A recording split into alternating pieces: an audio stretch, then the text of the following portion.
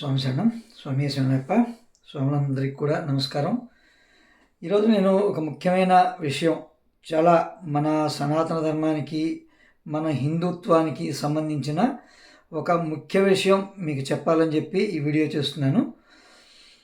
ఇప్పుడు మనం దీక్ష తీసుకుంటున్నాం. దీక్షాకాలంలో మనం ఎవరన్నా అంటే తెలిసిన వాళ్ళు చనిపోయినా కానీ, ఏదన్నా చనిపోయిన మృతదేహం మనకి ఎదురుపడినా కానీ, ఆ మృతదేహాన్ని తీసుకెళ్ళే వాహనం ఎదురుపడినా కానీ మనం స్నానం చేస్తాం.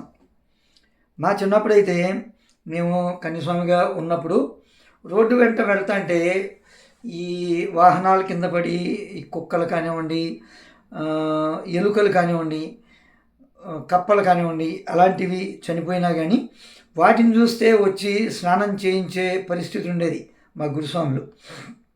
అట్లాంటి పరిస్థితి నుండి కొన్ని మినహాయింపులు తీసుకొని మనం ఈ మానవ మృతదేహాలు చూస్తే మాత్రమే మనం స్నానం చేయాలి, మళ్ళీ పూజ చేయాలి అని చెప్పి ఒక సడలింపు పెట్టుకున్నాము. ఆ నిబంధన అమలు చేస్తున్నాం. ఇదంతా ఎందుకు చెప్తున్నానంటే, మనం ఇంత నిష్టగా పూజ చేసి ఇంత నిష్టగా దీక్ష చేసే వాళ్ళము మనం ఈ దర్గాలకు వెళ్ళటం కానివ్వండి, ముఖ్యంగా ఎరుమేలి అనేది ఒక కల్పిత కథ. ఒక రకంగా చెప్పాలంటే కల్పిత కథ. వావరు అనే అతను ముస్లిం కాదు, అతను ఒక ట్రైబల్ అంటే కొండ జాతికి చెందిన అతన్ని ముడిపెట్టుకొని ఒక కథ సృష్టించి ఈ ఎరుమేలి అనేదాన్ని అభివృద్ధి చేయడం జరిగింది. ఈ ఎరుమేలిలో మీకు తెలియని విషయం ఏంటంటే, ఇవాటికి కూడా ఎరుమేలిలో మీరు ఎవరన్నా ఒక స్థలం కొని రిజిస్ట్రేషన్ చేసుకోవాలి అంటే ఖచ్చితంగా ఒక ముస్లిం అయి ఉండాలి. హిందూ అయినా ఎవరికి కూడా ఎరుమేలిలో స్థలం రిజిస్ట్రేషన్ చేయటానికి లేదు. అక్కడ గవర్నమెంట్ ఆర్డర్లు అలా ఉంటాయి. అట్లాంటి ఎరుమేలిలో ఒకప్పుడు మేము కన్యస్వామిగా వెళ్ళినప్పుడు స్వామివారి దేవాలయం పెద్దదిగా ఉండేది. అప్పుడు మసీదుతో పోల్చుకుంటే స్వామివారి దేవాలయం చాలా పెద్దదిగా ఉండేది. ఆ దేవాలయం అలాగే ఉంది. కానీ ఈ మసీదు దర్గా అనేది రోజు రోజుకి దినదినాభివృద్ధి చెంది అంత అయింది. స్వామివారి దేవాలయం ఇంతతో మొదలయ్యి ఇంతే ఉంటే ఈవేళ ఉన్న ఆ దర్గా అనేది అంత అయింది. దానిని మనం చూసేటప్పుడు ఎవరన్నా ఎరుమేలి వెళ్ళిన గురుస్వాములు కానివ్వండి, స్వాములు కానివ్వండి, గమనించండి. స్వామివారి దేవాలయానికి లేని హంగులు, ఆర్భాటాలు, ఆ దీపకాంతులు మసీదుకు ఉంటాయి. ఆ మసీదులో ఒకప్పుడు ఊరినే పందులవి కూడా పడుకుని ఉండేవి. మేము వెళ్ళినప్పుడు ఆ పందులవి కూడా పడుకుని ఉండేవి. ఏమీ ఉండేది కాదు. ఒక రేకుల షెడ్డు లాగా ఉండేది. రేకుల మసీదు అనేవాళ్ళు.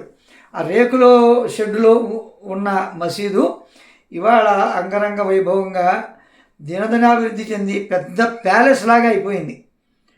మన హిందూ సనాతన ధర్మం ఎంత అట్టడుగు స్థాయికి వెళ్తుందో, మన శత్రువుల్ని మనమే ఎట్టా పెంచుకుంటున్నాము అనేది ఒకసారి అందరూ కూడా ఆలోచించాలి.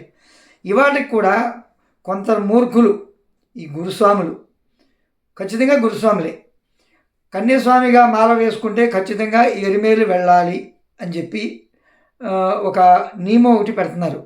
ఎక్కడ రాసి ఉంది చెప్పండి? ఎవరు చెప్పారు మీకు?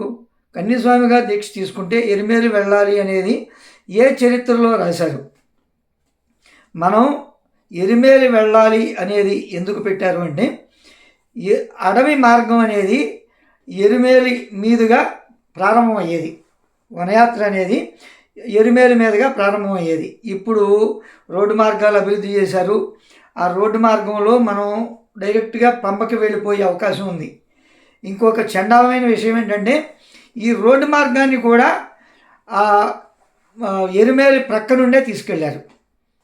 అది అంటే అన్యమతస్థుల ప్రభుత్వము అక్కడ ఉండటం వల్ల, ఈ కమ్యూనిస్ట్ ప్రభుత్వం అక్కడ ఉండటం వల్ల అన్యమతస్థులకు ఉపాధి కల్పించాలి అన్న ఉద్దేశంతో ఈ వెర్రిబాగులోళ్ళు హిందువులు ఉన్నారు కదా, ఈ వెర్రిబాగుల వాళ్ళకి ఇక్కడ ఏదో ఒకటి ఏర్పాటు చేస్తే వాళ్ళు ఇక్కడ వాళ్ళ డబ్బులు తీసుకొచ్చి ఇక్కడ పోసిపోతారు, ఆ డబ్బులతో ఇక్కడ అన్యమతస్తులు బతుకుతారు, వాళ్ళు మన ప్రభుత్వం ద్వారా ఏమీ ఆశించరు అన్న ఉద్దేశంతో ఇట్లాంటిది డెవలప్ చేశారు. ఇవాళ ఎరిమేలి నుండి ఎవరు వెళ్ళాలి? కేవలం వనయాత్ర చేసేవాళ్ళు మాత్రమే ఎరిమేలు నుండి, పెద్దపాదం చేసేవాళ్ళు మాత్రమే ఎరిమేలు నుండి వనయాత్రకి వెళ్ళాలి. అట్లాంటిది పెద్దపాదం లేదు, చిన్నపాదం లేదు, కన్యస్వామి లేదు, గురుస్వామి లేదు. అందరూ కూడా ఇది ఒక వేలం వెరిగే ఎరిమేలు వెళ్తున్నారు. ఖచ్చితంగా ఇక నుండి అయినా స్వాములు, గురుస్వాములు కానివ్వండి, హిందువులు కానివ్వండి, ఒకసారి ఆలోచించండి. జ్యోతికి వనయాత్ర చేద్దాము అనుకున్న వాళ్ళు మాత్రమే ఎరిమేలి వెళ్ళాలి.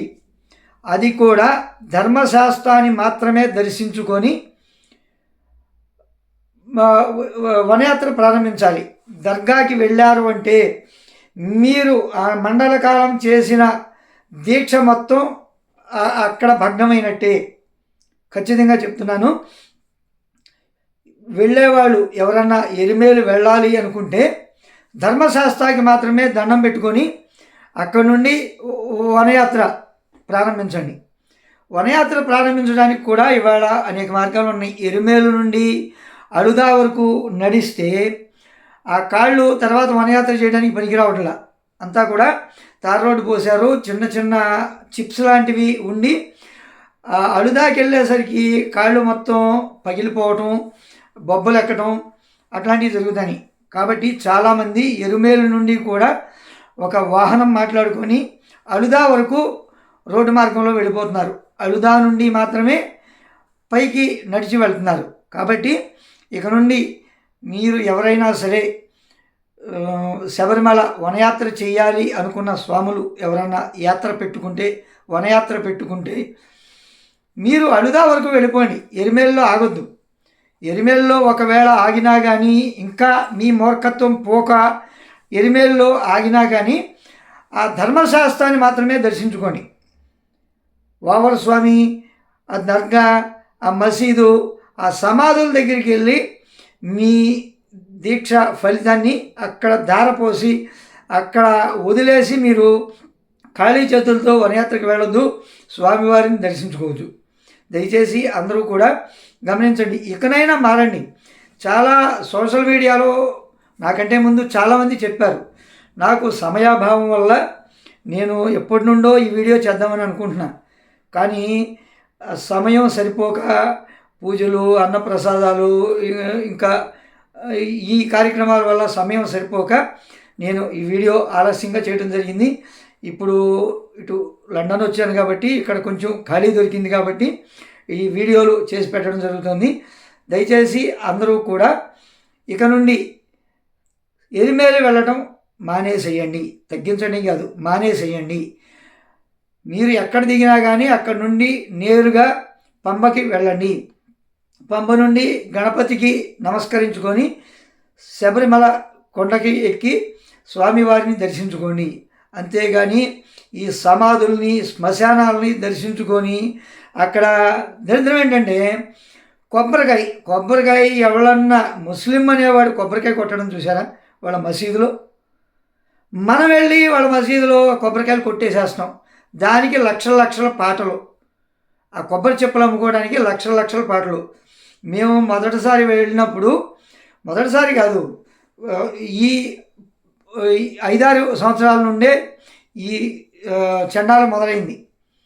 10 సంవత్సరాల లోపు కొబ్బరి చెప్పులు కొట్టడం, కొబ్బరికాయలు అమ్ముకోవడం, అక్కడ పెద్ద పెద్ద పాటలు పెట్టడం, అవన్నీ కూడా. ఇక నుండి గురుస్వాములు అందరూ కూడా గమనించండి, ఎవరూ కూడా ఎరిమేలి వెళ్ళొద్దు. ఒకవేళ వనయాత్రకి వెళ్ళాలి అనుకుంటే నేరుగా అడుదా వద్దకు వెళ్ళిపోండి. అడుదాలో స్నానం చేసి 2 రాళ్లను తీసి జేబులో వేసుకొని వెళ్ళి వనయాత్ర ప్రారంభించండి. అంతేగాని ఈ మనక శత్రువుల్ని మనమే తయారు చేసుకోవద్దు. దయచేసి ఇంకనైనా మన మూర్ఖత్వాన్ని వీడదాం.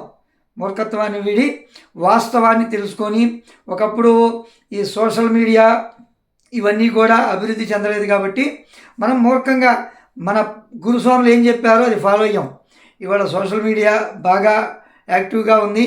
సోషల్ మీడియాలో అయ్యప్ప స్వామి వారు ఎప్పుడు పుట్టారు, ఈ ఎడారి మతాలు ఎప్పుడు ఉద్భవించినాయి, ఆ కథకి ఈ కథకి సంబంధం ఎక్కడి నుంచి వచ్చింది, ఎవరు సృష్టించారు, ఇది ఎందుకు సృష్టించారు, ఒక్కసారి ఆలోచించండి. కాబట్టి మూర్ఖంగా ఆలోచించే గురుస్వాములు ఇకనైనా మీరు కళ్ళు తెరిచి, ఎవరికన్నా కావాలి అంటే ఈ వీడియో చూపించండి. వాస్తవం ఇది.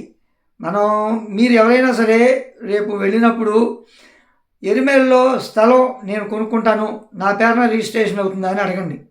అవ్వదు. ఖచ్చితంగా అక్కడ ముస్లిం అయ్యే ఉండాలి. ఇప్పుడు మనకి అరకు లాంటి ప్రదేశాల్లో అక్కడ కొండజాతి వాళ్ళు అయితేనే, వాళ్ళ పేరు మీద అయితేనే రిజిస్ట్రేషన్లు అవుతాయి.